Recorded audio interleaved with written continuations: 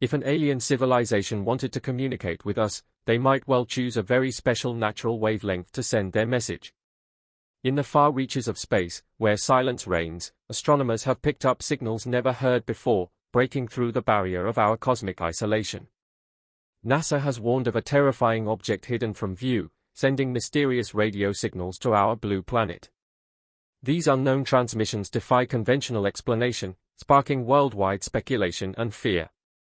Governments and citizens alike are trying to make sense of this extraterrestrial message, pondering who or what is reaching out from the depths of the universe and what they want. Join us as we explore why NASA warns about unknown objects sending radio messages to Earth. Thanks to NASA's Kepler mission, astronomers have identified more than 5,000 exoplanets in our tiny corner of the Milky Way galaxy alone. The idea that we are the only intelligent life forms in the universe becomes unfathomable when considering the immense size of space and time in relation to those 5,000 possibly habitable planets. The team studying Proxima Centauri at Australia's Parkes Observatory discovered the unusual signal BLC-1 while conducting their decade-long hunt for extraterrestrial broadcasts from the nearest million stars. Although encountering strange signals is not uncommon, BLC-1 is intriguing, prompting scientists to consider their next actions. BLC-1 is the most tantalizing detection made so far in the search for extraterrestrial intelligence, SETI. Beginning with Frank Drake's Project Ozma in 1960, scientists have been searching the sky for radio signals that may have an artificial source.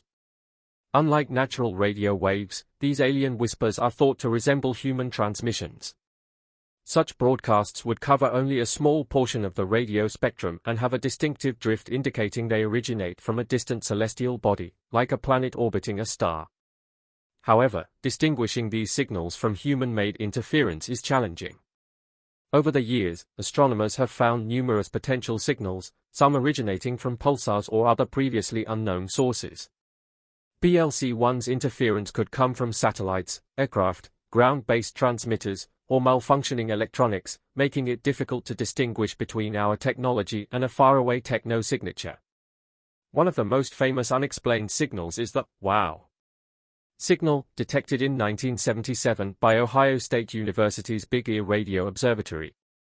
This signal, recorded at 1420.456 MHz, almost exactly matched the electromagnetic wavelength of hydrogen, the most abundant element in the cosmos. This made it a prime candidate for an extraterrestrial message. The signal's shape suggested it came from space, and its narrow frequency pointed to an artificial origin. Despite extensive searches, no one has replicated the "wow" signal or identified its source. The quest for alien intelligence initially focused on our solar system, but as technology to transport humanity across the galaxy remains far off, SETI scientists decided to stay on Earth and listen to the heavens. They reasoned that an alien civilization would likely use the most prevalent electromagnetic frequency, given off by hydrogen, to communicate. Massive radio telescopes now search for signals at the 1420 MHz frequency, moving from one part of the sky to the next indefinitely.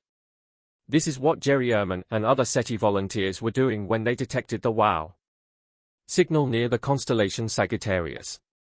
In 2015, the Breakthrough Listen initiative began a decade-long search for extraterrestrial signals, funded by Silicon Valley investor Yuri Milner. So far, no definitive signals have been found. However, in April 2019, Breakthrough began directing the Parkes telescope toward Proxima Centauri to study the flares from red dwarf stars. Shane Smith, a student at Michigan's Hillsdale College, detected BLC-1 during this study. BLC-1 passed all tests used to eliminate human-generated signals. Its bandwidth was narrow, it fluctuated in frequency, and it vanished when the telescope looked away. Although some similar signals were ruled out as radio interference, if BLC-1 is a message from Proxima Centauri, it suggests the Milky Way is filled with communicating civilizations. As the SETI Institute's Seth Shostak says, this would mean there are more than 500 million societies out there in our own galaxy. Following the discovery of the signal, scientists re-observed Proxima Centauri but came up empty-handed.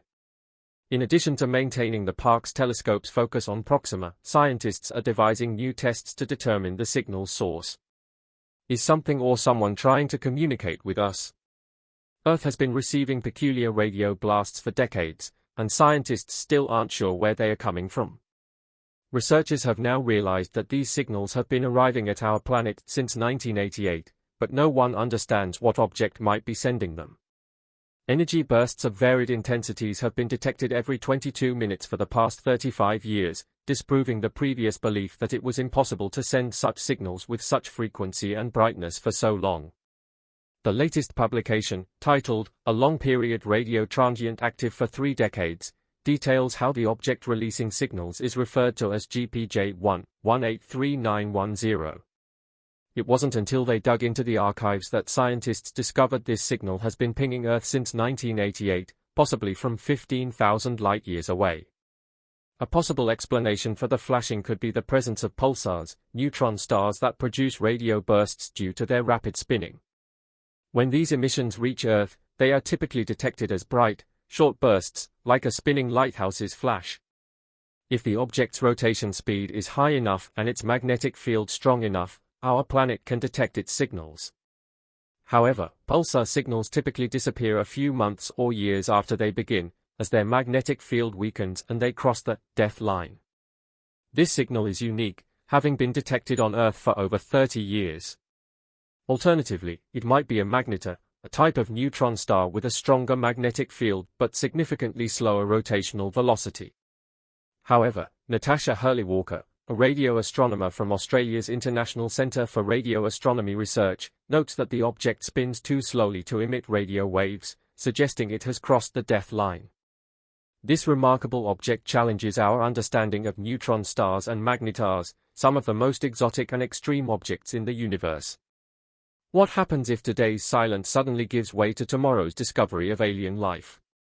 Would it be a cause for celebration, or would the news be covered up, fearing the public couldn't cope? Alternatively, could it be hidden to prevent revealing the location of hostile interplanetary weapons to an enemy race? While such scenarios seem melodramatic, they highlight the stakes. For over 50 years, SETI researchers have pointed their telescopes toward the stars, hoping to pick up a signal. If we haven't won the extraterrestrial lottery in all that time, why worry about what would happen if we did? The odds of SETI researchers finding a signal are increasing due to new detection technologies and the exponential growth of computing capacity. Within a few decades, we might find proof of extraterrestrial life, unless they are extremely discrete or non-existent. In the spring of 1960, astronomer Frank Drake performed the first modern SETI experiment, whimsically dubbed Project Ozma. He detected something while pointing his antenna at the nearby sun-like star Epsilon Eridani, a strong hammering signal. Surprised, he wondered what to do next. The pulsating bleeds from Drake's speakers were quickly determined to be earthly interference, not aliens attempting to contact us. As he assembled more equipment, modern SETI receivers now watch hundreds of millions of channels concurrently. Receiving a signal is common, but determining if these signals represent extraterrestrial intelligence or interference is the challenge. Drake's case, simply more radio static created by humans, experts rely on complex software to do the heavy lifting. Signals that manage to evade this kind of automated analysis are quite unusual. Further testing, if and when it takes place, will rule out hardware malfunctions, programming mistakes, or practical jokes. The experiments running, astronomers eventually request confirmation of the finding from another observatory. All of these suggestions imply that people would deal with a finding in a serious manner, and they are totally valid. Nevertheless, due to the lengthy verification process, such intriguing signals are likely to elicit a chaotic and perplexing reaction. There is no policy of secrecy in CI, thus, word of the possible detection will spread via research blogs and tweets. During that period, you can be sure that word will have spread far and wide before any formal news conference proclaiming the discovery of aliens. No one disputes that a genuine discovery would make headlines. In 1996, the public demonstrated their ability to handle an extraterrestrial finding when scientists revealed that a rock from Mars had fossilized bacteria. These microbes were described as having tube-like structures smaller than 1/100th the width of a human hair.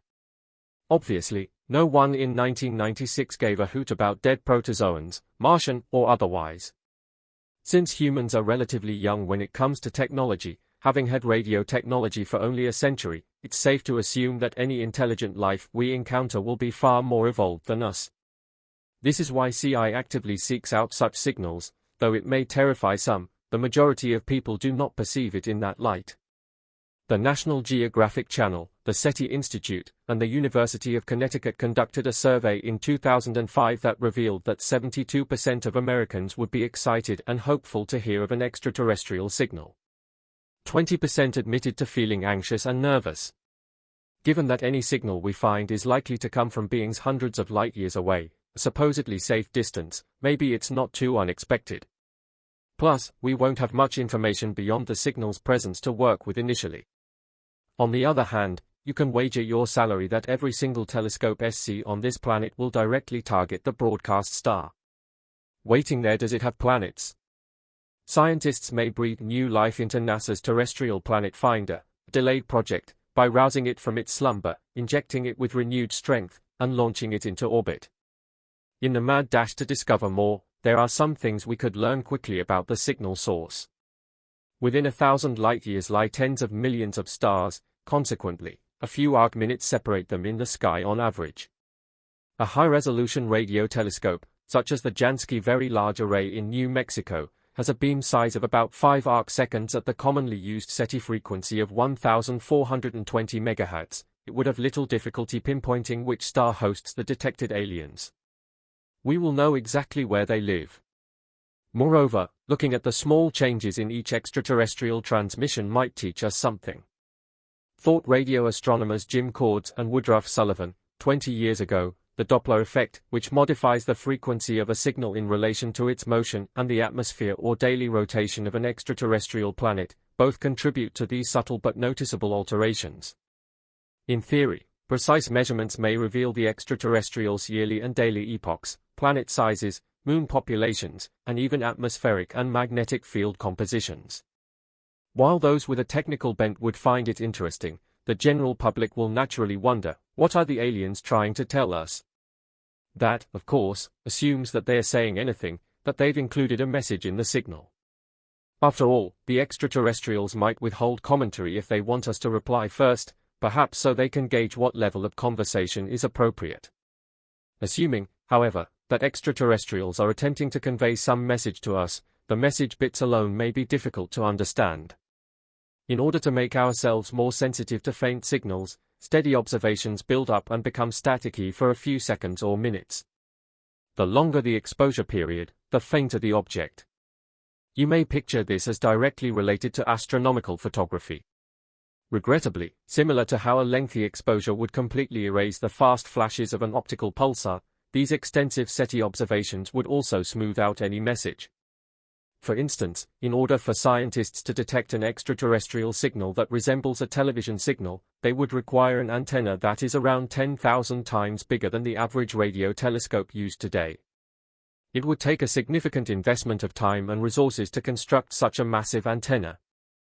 However, after a signal's detection, it's reasonable to assume that research money would be practically unlimited, unlike today's situation. Meanwhile, the general population would have to face the reality of celestial companionship. Just we wouldn't know what they're like nor what we might learn from them, only that they exist. Maybe if we knew we weren't the only ones in the cosmos, it would bring us all together like never before. Naturally, following the early space missions that revealed Earth to be a small blue sphere, some speculated that the same would transpire. How humans respond is something we must await. Certainly, some might feel uneasy about the prospect of discovering extraterrestrial life among the Milky Way star fields. The long-term effects, however, would undoubtedly be the most significant ones. If a steady detection were to occur, and these would affect everyone, the degree to which a signal would alter the lives of our descendants depends on whether we can decode any attached message. This might sound like a tractable problem, merely a matter of time and effort. After all, humans eventually deciphered hieroglyphics, linear B, and other messages that once seemed as inscrutable as teenage behavior. But the universe is old, and consequently, the content of any message might simply be incomprehensible to our 3B hominid brains. And nonetheless, we might look on the bright side and pretend that we do in fact understand what the aliens are trying to tell us. Given their probable advanced technological state, the data may cover a wide range of realistic subjects, including the laws of physics and astronomy, the nature and scope of cosmic biology and intelligence, the feasibility of travel at the speed of light, and countless other subjects that currently make up science fiction. If we were to suddenly find out about these things, it would cause a huge break in our species' history, opening a wormhole to a future that we might not reach for thousands or millions of years otherwise. In addition to the deluge of information that would be available, we would have to face the reality that the disparities between us humans are insignificant in comparison to the gap between aliens and ourselves. Some people, such as SETI's Tata, suggest that this would lead to more human harmony and less worry that we're on the road to destruction. After all, if they've survived their technical adolescence, then we could too. Sociologist Don Tata of the University of Alabama Huntsville is less sanguine. During the early days of space research, when Earth was depicted as a small blue orb against a wide dark sky, the common belief in the unity of humanity was shattered by following conflicts and terrorist acts. He says, "We're back to the usual conflict and competition.